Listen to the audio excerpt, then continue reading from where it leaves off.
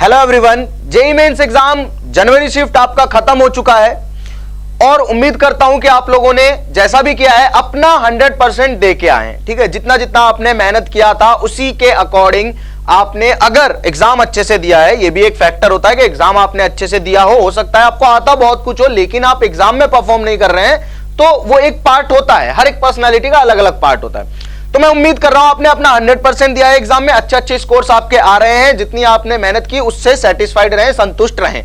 आगे की बात मैं करूंगा, पहले मैं करना चाह रहा हूं overall cut off shift wise analysis जो आपने जनवरी में जेईई मेंस दिया है उसका, कि भाई कितनी कट ऑफ जानी चाहिए कि मैं क्वालिफाई हो जाऊं जेईई एडवांस लिखने के लिए, कितनी कट ऑफ जानी चाहिए कि मैं हर एक शिफ्ट में होके भी सेफ हूं। हर एक शिफ्ट में मतलब कि आप किसी भी शिफ्ट में हो, एक पर्टिकुलर नंबर अगर आपने अचीव कर लिया है तो आप सेफ हो, सेफ जोन में हो। ठीक है, उसके अलावा दूसरा जो फैक्टर है कि 99 परसेंटाइल कितने स्कोर पे मुझे ऑब्टेन हो जाएगा, तो इन्हीं सब चीजों के बारे में चर्चा करनी है। तो स्टार्ट करते हैं इस डिस्कशन को। देखो भाई, जेईई मेंस जो बीटेक इंजीनियरिंग के लिए बच्चे देने जा रहे थे, अभी जब इन्होंने एग्जाम दिया है तो 7, 8 और 9 जनवरी को दो शिफ्ट में एग्जाम हुआ, मतलब कि ये 7 जनवरी लिख लेता हूं मैं यहां पे। ठीक है, उसके बाद यहां पे 8 जनवरी लिख लेता हूं जो कि आपने एग्जाम दिया है, अब यहां पे 9 जन लिख लेता हूं। ठीक है, क्योंकि पेपर मैंने भी देख लिया है और आप लोगों की भी रिव्यूज हमें मिल चुके हैं कि भाई कैसा पेपर रहा। बच्चों के अकॉर्डिंग शिफ्ट 1 और शिफ्ट 2 में से 7 जनवरी का पेपर जो था वो मॉडरेट ऑलमोस्ट था, मतलब कि मॉडरेट का मतलब यह है कि भाई देखो पूरे 6 के 6 एग्जाम जो आपके हुए उनमें केमिस्ट्री को इजी रखा गया, थोड़ा ट्रिकी बट इजी, मतलब कि ऐसा है कि क्वेश्चन को पार्ट वाइज बांट लेते हैं। तो मान के चलो केमिस्ट्री में 10 क्वेश्चन ऐसे थे जो बच्चा कर सकता था ना, ज्यादा दिमाग नहीं लगाना पड़ेगा उसको। उसके अलावा मान के चलो 25 में से 5 क्वेश्चन ऐसे थे जो अच्छे खासे, मतलब कि काफी डिटेल्ड जगह से आए थे, जैसे हिस्टोमाइन वगैरह आप लोग कमेंट कर रहे थे कि इसका भी नाइट्रोजन कंपोजिशन पूछ लिया, कभी कुछ पूछ लिया, कभी कुछ पूछ लिया, मतलब बहुत बहुत बहुत बारीक चीजें जो एनसीईआरटी से तो थी लेकिन एनसीईआरटी में उन पे गौर करने वाला बच्चा नहीं था, मतलब बच्चे उस डिटेल को मिस कर जाते हैं। तो 5 क्वेश्चन ऑलमोस्ट हर एक एग्जाम में, मान के चलो इवन 5 भी नहीं थे, कुछ ही 2-3 क्वेश्चन हर शिफ्ट में मिल रहे थे जो इस तरह के थे। उसके अलावा बचे हुए क्वेश्चन जो थे उन्होंने, जिन्होंने पढ़ाई करी होगी उनसे डेफिनेटली हो गए होंगे, है ना, ऐसी बात है।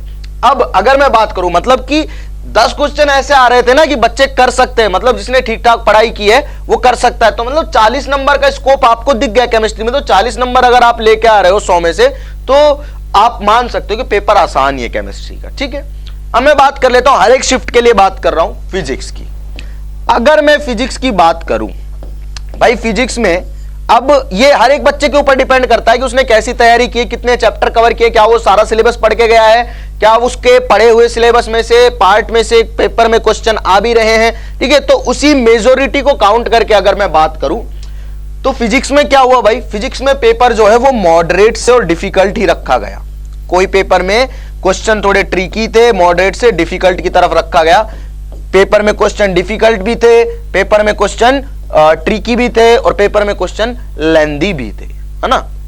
जिसको पूरी नॉलेज नहीं होगी, जो फॉर्मूलाज रट के गया है, उससे तो फिजिक्स का पेपर होना नहीं। वैसे भी इस पेपर की खास बात यही है, जब तक सोच नहीं पाओगे सवाल को तब तक होगा ही नहीं।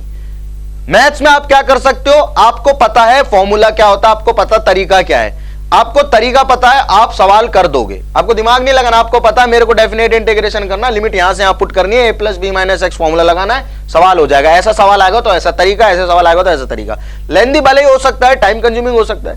केमिस्ट्री में आप क्या करते हो भाई, ये दे रखा है, ठीक है, ऐसा होगा तो ऐसा होगा, ऐसा होगा तो ऐसा होगा, मतलब इंफॉर्मेशन बेस्ड सब्जेक्ट है ये कंप्लीटली विजुअलाइजेशन बेस्ड सब्जेक्ट है। यहां आप ये नहीं कर सकते कि हर बार फ्रिक्शन जो है मोशन को अपोज ही करेगा, यहां तो फ्रिक्शन मोशन को सपोर्ट भी कर सकता है, जो कि आप देख चुके हो ऑलरेडी।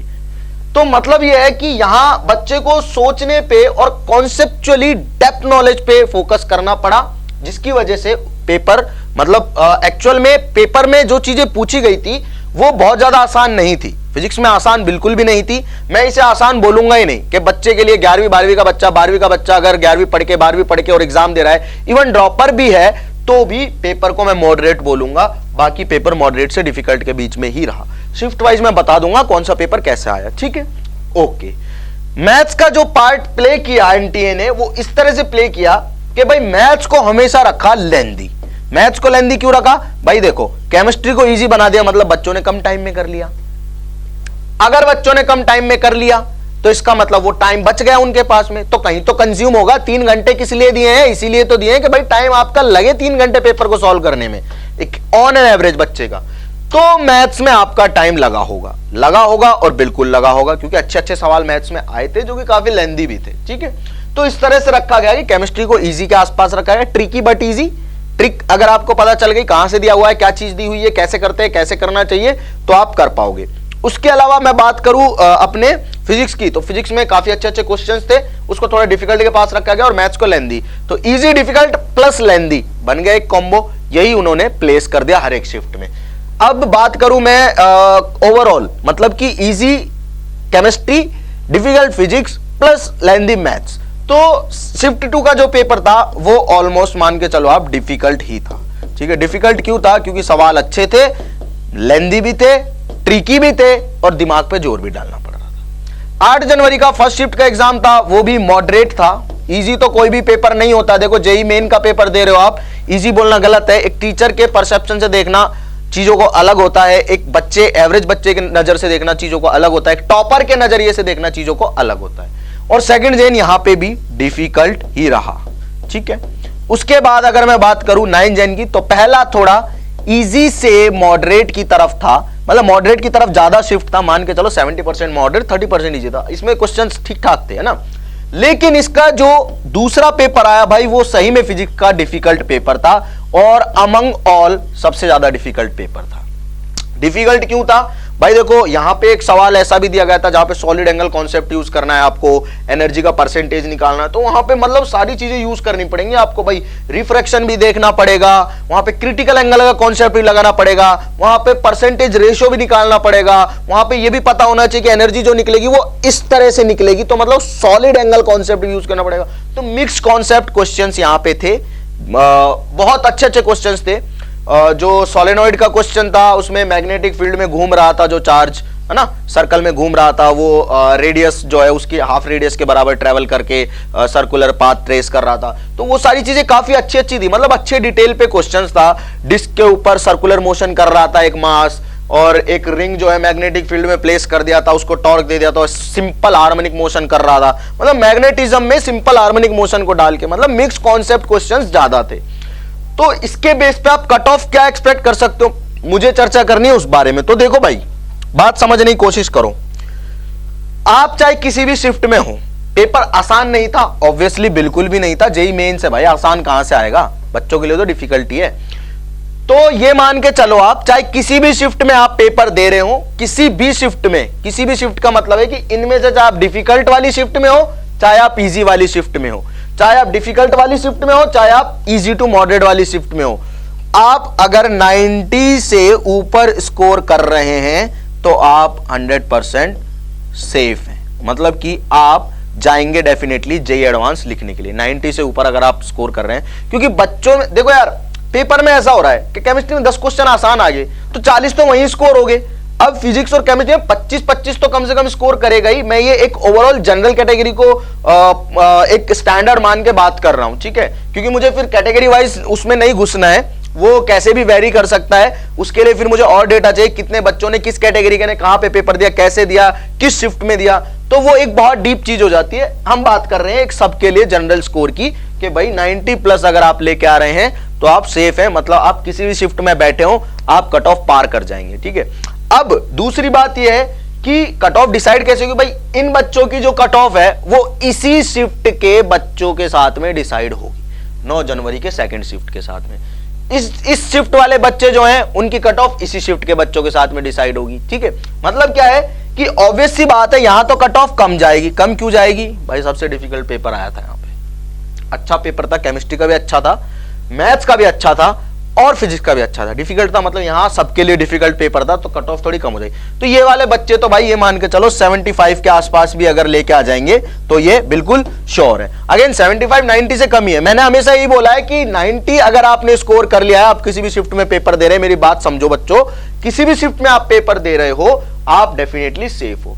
अब बात कर लेते हैं कि भाई मेरे तो नंबर आ रहे हैं 180 या मेरे तो नंबर आ रहे हैं 240, तो मेरी क्या कट ऑफ रहेगी।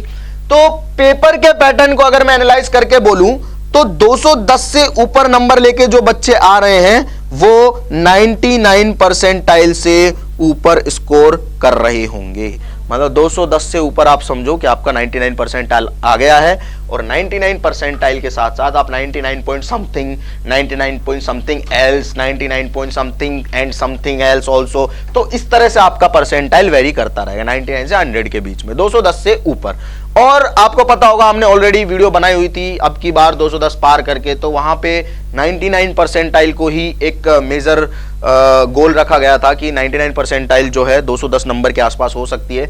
और मतलब ये समझो कि लकीली अच्छी बात है कि अभी भी जो एनालाइज करने के बाद पेपर का पैटर्न आया है वो कुछ सिमिलरली हमने जो प्रेडिक्ट किया था चीजों को उसी से मिलता जुलता है। तो अच्छी बात है 99 परसेंटाइल आप स्कोर कर पा रहे हैं अगर 210 से ऊपर नंबर ला रहे हैं। अब थोड़ा सा ये है कि हर बच्चा 210 नंबर नहीं लेके आएगा, ठीक है। यहां पे जिनको क्वालिफाई होना है भाई वो हो जाएंगे। जेईई एडवांस जिन बच्चों को बुलाएगा वो बुला लेगा, 2,40,000 ऑलमोस्ट बच्चे वो बुलाने वाला है अपना एग्जाम लिखने के लिए, ठीक है। तो इतने नंबर से ऊपर वाले बच्चे जो होंगे, मतलब वो डेफिनेटली डिपेंड करेगा कि भाई उस 2,40,000 में किस शिफ्ट से कितने बच्चे आ रहे हैं, तो वो हर शिफ्ट से अपने अपने बच्चे बुलाएगा, ठीक है ना, समझ गए। तो ये वाली बात है। अब वो देखेगा कि भाई मान लो यहाँ पे तो डिफिकल्ट है, तो यहाँ पे हो सकता है कट ऑफ कम चली जाए, और जिन बच्चों ने स्कोर किया तो यहाँ से ज्यादा बच्चे भी आ सकते हैं, इजी वाले में से हो सकता है कम बच्चे भी आ सकते हैं, कट ऑफ हाई चली जाए, ऐसा भी हो सकता है। तो मतलब यही है कि ओवरऑल 90% आपका एक 90 नंबर जो है 90 मार्क्स जो आपका है ऑलमोस्ट एक सेफ स्कोर है। 90 प्लस अगर आपके नंबर आ रहे हैं तो इसका मतलब आप बिल्कुल सेफ जोन में है, बिल्कुल सेफ जोन में है, घबराने की कोई बात नहीं है। आप आराम से जेईई एडवांस लिखने जा सकते हैं। ऑलमोस्ट अभी तक जो एनालिसिस है उसके अकॉर्डिंग मैं आपको बात बता रहा हूं, ठीक है। रफली आइडिया है ये एक, और इसके बेस पे हम ये बोल सकते हैं।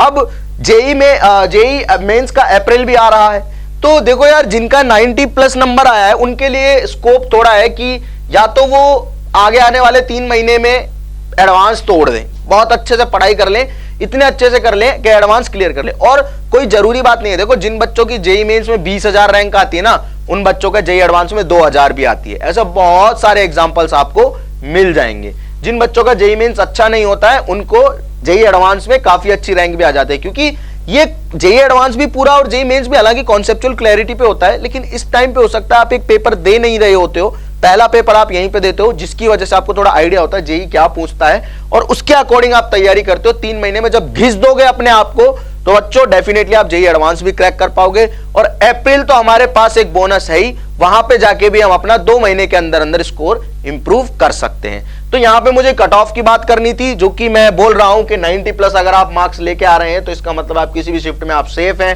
210 से ऊपर अगर आपके मार्क्स आ रहे हैं तो इसका मतलब आप डेफिनेटली 99 परसेंटाइल से ऊपर वाले पोजीशन पे पहुंच चुके हैं, 99 परसेंटाइल आप अचीव कर चुके हैं। अगले वीडियोस में मैं बात करूंगा कि अगर आपने अप्रैल में इरादा कर लिया है दोबारा से जेईई मेंस देने का, तो उसके लिए क्या करना है, कैसे तैयारी करनी है, बोर्ड्स को कैसे कॉप अप करना है अपने अप्रैल के लिए, जो कि आप ही का वीडियो सजेशन है। आप लोग ही लिख रहे हैं कमेंट सेक्शन में कि सर बोर्ड्स को अप्रैल के साथ में बताओ कि बोर्ड्स में अच्छे मार्क्स आ जाए 90 के आसपास और 90% के आसपास, और अप्रैल में 150 प्लस आ जाए, ताकि एक अच्छा एनआईटी विद अच्छे बोर्ड्स के मार्क्स के साथ हम पहुंच जाए।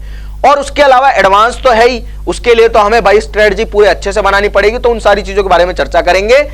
मिलते हैं नेक्स्ट वीडियो में। अगर आपको ये वीडियो अच्छा लगा तो इसे लाइक जरूर करें और सब्सक्राइब करें डाउटनट के यूट्यूब चैनल को। Thank you.